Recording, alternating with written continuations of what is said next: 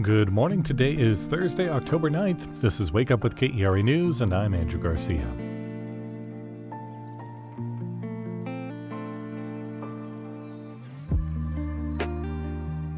Above average temperatures for this time of year will continue. Today's highs will be in the mid-80s to low 90s.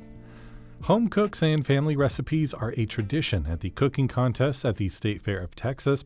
We follow one contestant and find out what makes her entry for fried pies so special.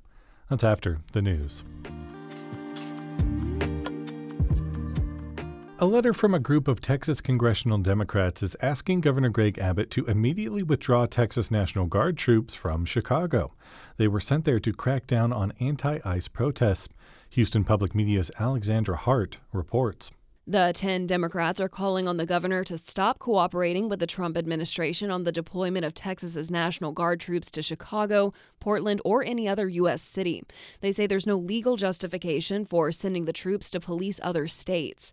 Houston area Congressman Al Green is among those who signed the letter. He says in the past, such a deployment wouldn't have been tolerated by the public. We would never have accepted it. And now he's talking about using the actual military in our cities. Which is in contravention of the Constitution. There's no insurrection going on that I'm aware of. I've tried to chronicle the news on a daily basis, and I know of no insurrection. Two Texas Democratic members of Congress did not sign the letter, Henry Cuellar and Vicente Gonzalez. I'm Alexandra Hart in Houston. A federal judge today will hear arguments on a request to block the deployment of members of the Illinois and Texas National Guards, while a lawsuit challenging the move proceeds.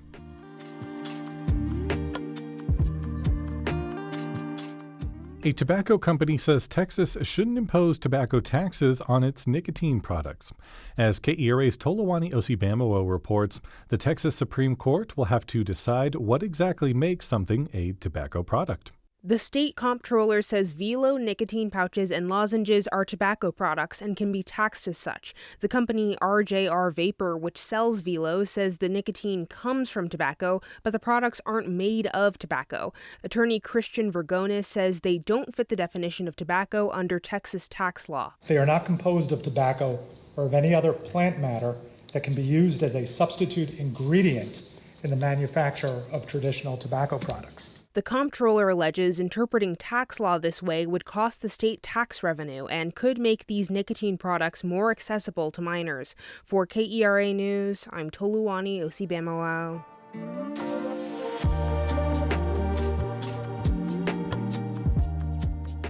Every year, hundreds of amateur chefs cook, can, bake, and of course, fry their entries for the State Fair's cooking contest.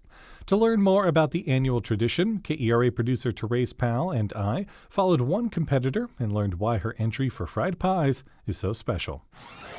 Hi! How are you? Good. I'm Trace.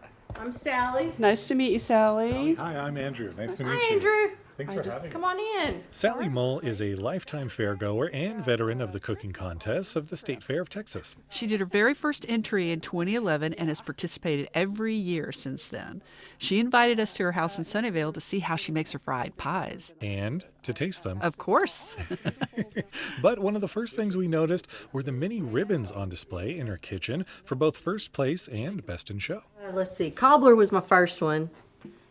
That was my first best of show. So are these all your ribbons right here? Oh, no. I have a box of ribbons. This year, Sally has entered dishes in over 34 categories. Oh my gosh, I haven't even cooked once this week. Well, my kid is living off Cheez-Its these days.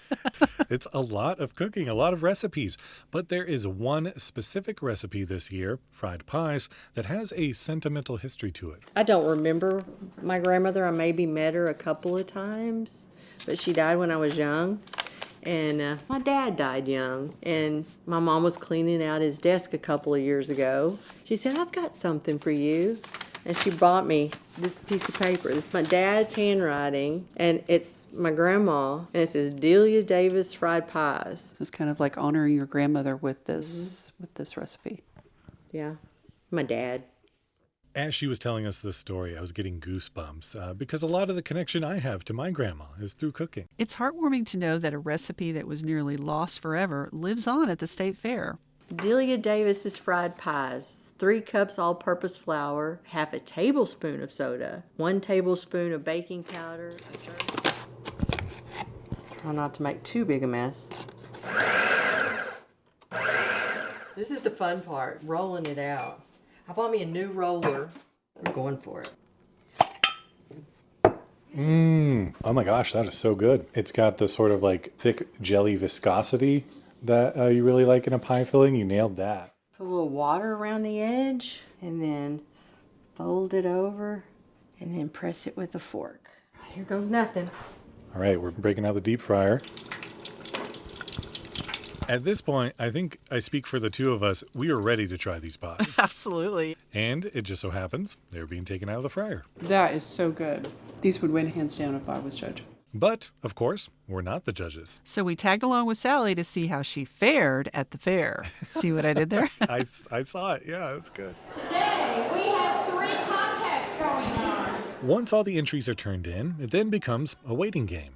Competitors pass the time by catching up with each other and trying their best to figure out what the judges are thinking. They pretty much have poker faces, but sometimes you can see, oh yeah, or you can read their lips if they say something. After about 3 hours of deliberation on all the entries for all the competitions that day, the judges finally had a decision. Fried pies. 3rd place. Sally Ball. Sally! We thought she deserved a blue ribbon. I mean, come on, those pies were pretty awesome. But even though she didn't come in first, Sally was more than happy with her 3rd place win. I'm excited. I wrote on the bottom of my recipe, this one's for you, Dad. This one's for Dad. You can see pictures of the pies and the contest on our website at keranews.org/arts.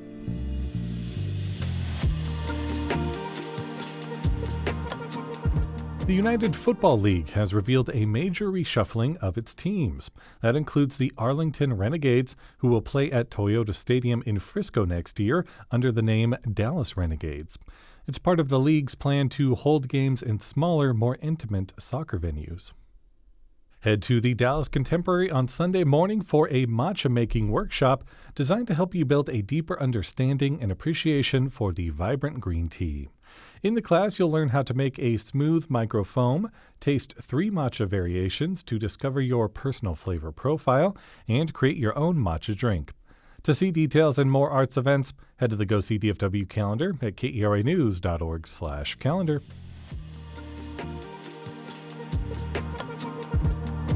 Thanks for listening to Wake Up with KERA News. I'm your host, Andrew Garcia.